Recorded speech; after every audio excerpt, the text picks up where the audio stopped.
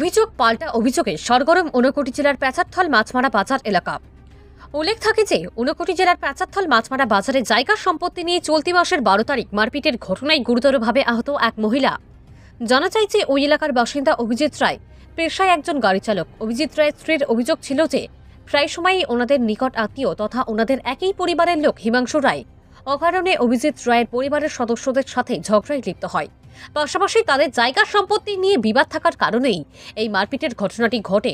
অভিজিৎ রায়ের স্ত্রী রিনা মালাকার সংবাদ মাধ্যমকে জানিয়েছিল যে চলতি মাসের 12 তারিখ বেধড়কভাবে মারপিট চালায় হিমাংশু রায়, ওনার স্ত্রী বাবলি রানী নাথ এবং ওনার ছেলে অঙ্কন রায় মিলে।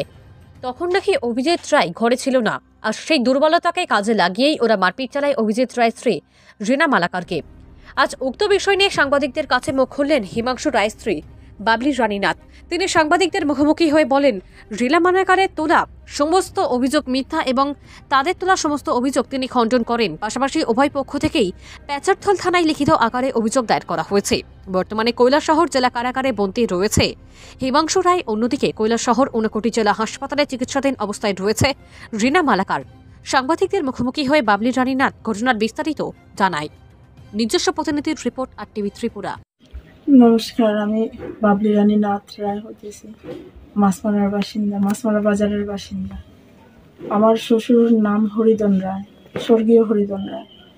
ওনার যে ভিটি আছে, এই ভিটি নিয়ে ভাইয়ে ভাইয়ে বিবাদ।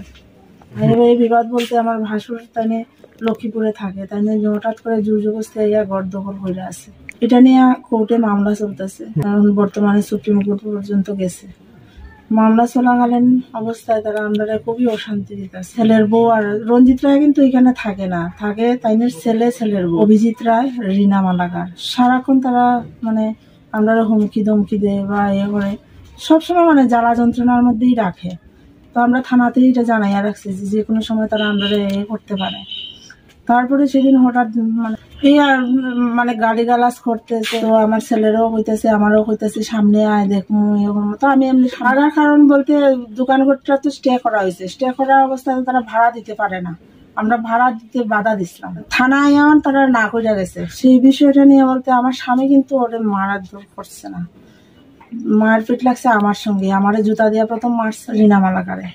তারপরে সূত্রপাতই আমারে যখন জুতা দিয়ে মারছে, স্বাভাবিক আমারে মারছে, আমি তো সাইডা কথা হইতাম না, আমিও তাই ধরছি। তো তাই আমার টাইনা রাস্তাতে লইয়া গেছে। আমি স্বাভাবিক অসুস্থ মানুষ, তো আমার রাস্তাত নিয়ে গেছে। পরে তাই আমারও মারে, আমিও তাই মারছি। সত্যি কথা, তো ওইখান থেকে বাজার থেকে অনেক গেছি লইয়া হইতেছে যে আমার ছেলে আর হাজবেন্ড কিন্তু দাঁড়ায় রয়েছে এখানে। তারা হইতেছে তোমার বউরে মারে, তুমি ধরো না লেগে গিয়া যাও, তুমি ধরো। তখন আমার স্বামী গেছে আটকাইবার লেগা, আমি কিন্তু মারধর করতে গেছে না, তাই না গেছে ঝগড়াটা বন্ধ করার লেগা। যাওয়ার পরে তারা মানে রিনা মালাকারে তাইনে পাওয়ার মধ্যে জড়াইয়া ধরছে। তখন তাইনে পা ঝাড়া দিয়া ছুটাইয়া আইছে। ওইটাকে নিয়ে কেন্দ্র করে তারা কইতেছে যে আমার স্বামী তার স্থিরতাহানি করছে, স্থিরতাহানির কেস দিছে। মেইন মারপিট কিন্তু আমার সঙ্গে হয়েছে, আমার স্বামী কিন্তু মারপিট করছে না। এটা নিয়ে আমি এখন মানে প্রশাসনের কাছে সুবিচার প্রতিনিয়ত বলতে 1.5 বছর থেকে, মানে 1.5 বছর আগে তারা এটা দখল করছে, তালা ভাঙ্গিয়া মারধর করিয়া তারা দখল করছে।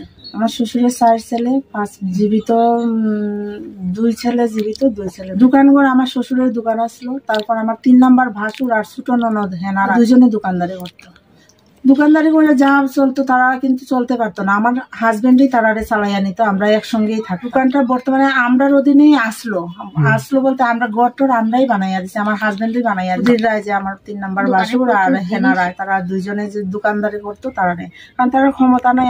বিষয়টা নিয়ে বলতে গত শুক্রবারে 12 তারিখে তার একটা ঝামেলা হয়েছিল, ওই মানে ওইভাবে আর কি মারামারি, যে থানাতে নিয়ে গেছিল আমার ভাই।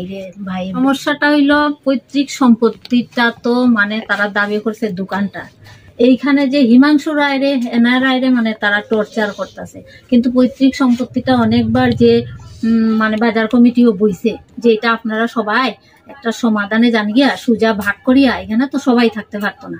তখন যে দাবি করব, ডিমান্ড করব, হেরে কিছু টাকা টুকা দিয়া কেনা বেচার মধ্যে চাইলেন, যারা কিনতে পারবো তারা কিনিলাও, তারপরে তাই তো সব শান্তি। আর যারা নিজেই দিয়া গেল তো দিয়া গেল।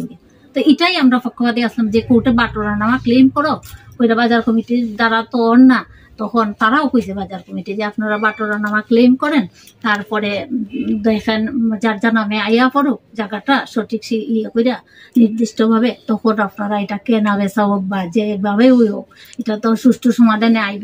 তার আগে তো আইতো না। কিন্তু রঞ্জিত রায়ের কথা হইলো তাইনের মানে একাই লাগে। আমরা চাইতাছি যে এটা যার যার নামে কি শেষ হইলে পরে এটা যার যার নামে জায়গাটা হোক, তারপরে এটা হয় কেনা বেচার মধ্যে শেষ হোক, না হলে যারা কে কারে দান করবো এটা তো আমরা তো কেউ জায়গাটা দিতে পারতাম না, নাম অব্দি না হওয়া পর্যন্ত। এটা তো হিমাংশু রায়ও দিতে পারতো না, এটা 9 জনের জায়গা, হে একলা কেমনে দিব দোকান বিটিটা? আর দোকান বিটিটাই যদি দিয়া দেয় তখন তো এই জায়গার কোনো ভ্যালুই থাকে না, বুঝছেন কথা? সবসময় তারা রটাইতেছে যে হিমাংশু রায়, মেইন কথা জায়গার ভ্যালু, দোকান আপনার জায়গা দেয় না, মাথাটাই যদি না থাকে বডির কোনো ভ্যালু থাকে না। তো তখন আমরা চাইতেছি যে সবার যদি এটা মানে রুলে আইয়া পড়ে তখন আমি আমার পরিবারের মেয়ে 4 নম্বর।